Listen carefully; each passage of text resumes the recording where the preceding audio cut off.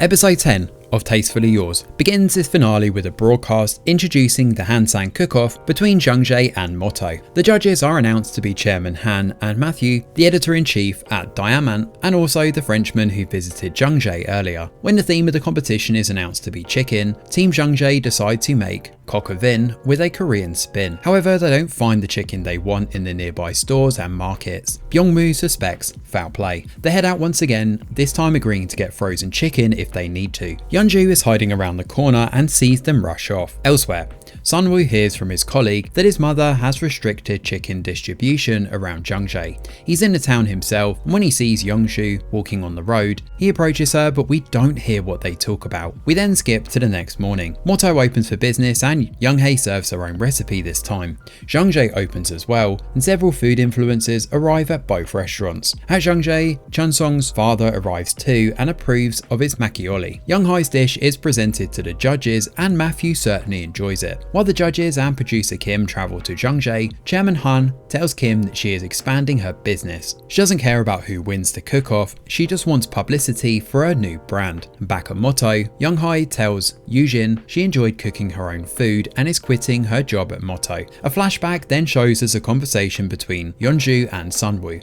Sunwoo tells Yeonju that Chairman Han always valued her restaurant and business more than her sons. Another flashback here shows Chairman Han ignoring Byung-woo as a child. Instead, his grandmother is the one who feeds the kids. Back in the present, Yeonju goes to Motto and meets Yujin, who gives her more insight into Byung-woo's past. He also tells her that Byung-woo changed after working at Jungjae. The judges arrive at Jungjae and are served the coq au vin. As he did at Motto, Matthew asks him if they did anything different to the dish. The results are out and Chairman Han gets a piece of paper that clearly says Jungjae has won with more votes. Matthew hears this as well, which is why he's surprised when Chairman Han announces that it was actually a tie. Matthew is incensed and walks out. Chairman Han suggests a rematch between the two restaurants. Byung-woo is furiously arguing against her when Yeonju enters a restaurant and boldly accepts the challenge. She tells Chairman Han to forget the other restaurant and just taste her food. If she doesn't like it, Yeonju tells her she can wipe out the restaurant, and Yeonju tells her to come for breakfast the next morning. Byung-woo then tries to apologize to Yeonju, but she tells him to wait until all of this is over.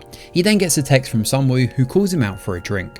Sunwoo asks him why he's going so far to protect a tiny restaurant, and Byung-woo says he doesn't want to live like they used to and wonders if Chairman Han is even happy. In the morning, Yeonju finds a sun hat waiting for her on the kitchen counter.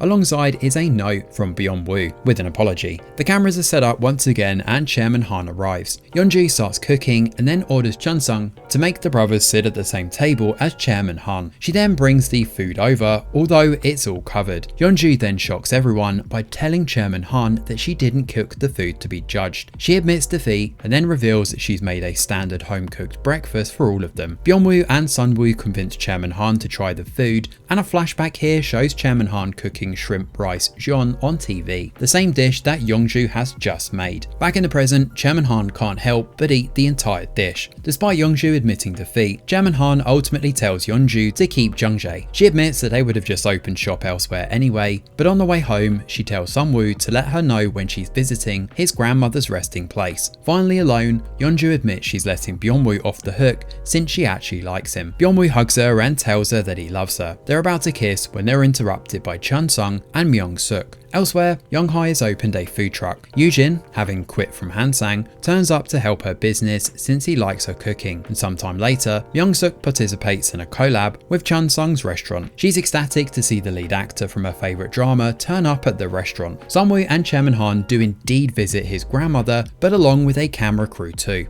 Even though her tears are only for the sake of producer Kim's show, Chairman Han does agree to come back. Meanwhile, Byung-woo fixes things with the restaurant owner who set Jungjae on fire. The man gets his restaurant back and Sunwoo promises to support him. We then see Byung-woo enter Jungjae and find Yeonju in the garden, like he did all that time ago. This time, she greets him with a hug and a kiss, which is where episode 10 of Tastefully Yours brings this series to a delightful close. So episode 10 delivers a solid finale. The episode uses the cook-off as the climax, having Motto and Jungjae fight against each other, except Jungjae puts its very existence on the line, and while I did miss seeing Yeonju for the first part of the finale, it's pretty nice to see Myung-suk hold her own. It really speaks to her development as a cook, and that's something that the series has done really well with. All the visuals of the food are immaculate as usual, and both dishes are complex enough to feel worthy of a competition like this. Chairman Han's last minute decision also offers a nice twist and feels in line with her development as a villain. The rest of the episode does feel a tad contrived though. It's hard to believe that one dish was enough for Chairman Han to change her mind, although I do appreciate that the final segment shows she didn't suddenly turn a new leaf, and there is some nuance there. The resolution of Yeonju and Byung-woo's relationship is pretty sweet, particularly that conversation where she lists all the chances she's given him. All the same, I wish we had more time focused on them as a couple, maybe talking out the issue, rather than Yeonju learning about Byung-woo's life from other people and understanding him. It's well played out, but some additional focus on just the two of them could have added more meat to this finale. Overall though, this is a tightly written episode that wraps up most of the loose ends, throws in a few good laughs, and completes Byung-woo's redemption arc. All in all, Tastefully Yours has been a great watch. Thanks for watching, and do let us know your thoughts in the comments below. Smash a like or subscribe to the channel, your support is very much appreciated. I'm Greg Wheeler, and from all of us over here at The Review Geek, we'll see you on the next video.